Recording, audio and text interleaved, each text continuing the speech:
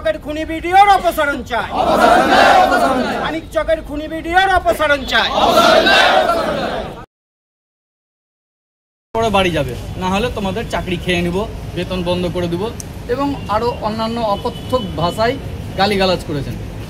তো আমাদের সহকর্মী যদু মণ্ডল সেই প্রেসার না নিতে পেরে 24 ঘন্টা টানা কাজ করে বর্তমানে সে আর আমাদের মধ্যে নেই। তার দুটো বাচ্চা আছে, একটা ছেলে একটা মেয়ে, বউ আছে এবং তার বাবা মা আছে।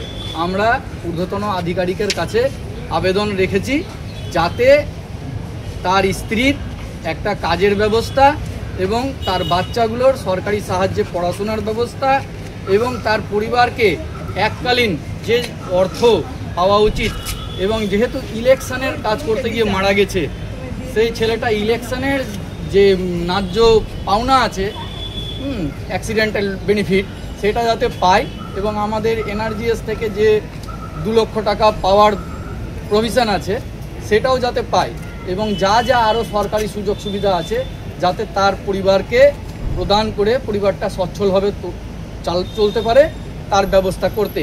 এবং এই কিছু কিছু বিডিও সাহেবের যে অমানবিক অত্যাচার আমাদের স্টাফের উপরে, স্টাফকে স্টাফ না মনে করে তাদেরকে একটা রোবোটিক যন্ত্রে পরিণত করে কাজ করাচ্ছে এবং দুর্ব্যবহার করছে। কাজ করানোর তো অনেক উপায় আছে, ভালোবেসেও তো কাজ হয়। আগের অনেক মানিকচকে বিডিও সাহেব এসেছিলেন, তারাও কাজ করিয়েছেন, কিন্তু এই বিডিও সাহেব এসে আমাদের আজকে শারীরিক অবস্থা প্রত্যেকেরই খারাপ, কারণ তিনি মেন্টাল টর্চার করছেন আমাদেরকে। বেতন বন্ধ করে দেবো, চাকরি খেয়ে নেবো, নেতাগিরি করতে গেলে নেতাগিরি ঘুচিয়ে দেবো, এই সব অকথ্য ভাষায় গালিগালাজ করছেন। আমরা স্যারের কাছে আবেদন রেখেছি যাতে ওই বিডিও সাহেব আমাদের ব্লকে আর না যায়, তার ব্যবস্থা।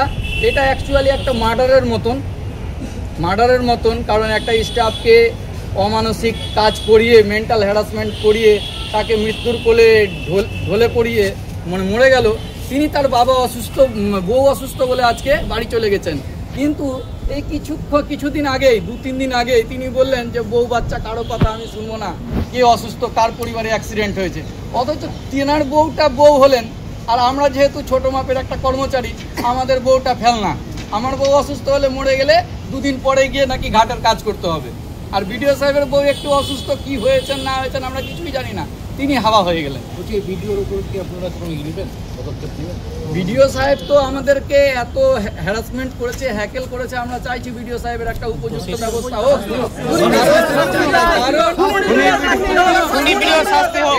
অ্যাকচুয়ালি একটা খুন, এটাকে আমরা খুন হিসেবে ট্রিটেড করছি। এটা যাতে আর অন্য স্টাফের সঙ্গে না হয় এবং এই বিডিও সাহেবকে যাতে একটা দৃষ্টান্তমূলক শাস্তি দেওয়া হয়, যাতে প্রশাসনের অন্য আধিকারিকরাও পরবর্তীকালে এই কাজটা করতে গিয়ে আমাদের সংহিতা না হারায়। ওনারাও ভাববেন যে না, এরকম একটা ঘটনা হয়েছিল। আর এই বিডিও সাহেবকে যদি ছেড়ে দেওয়া হয় তাহলে ভবিষ্যতে আবারও অন্য আধিকারিক সেই একই ঘটনা ঘটবে, যখন 2-3 মাস পার হয়ে যাবে এই ঘটনাটা ধামাচাপা পড়ে যাবে।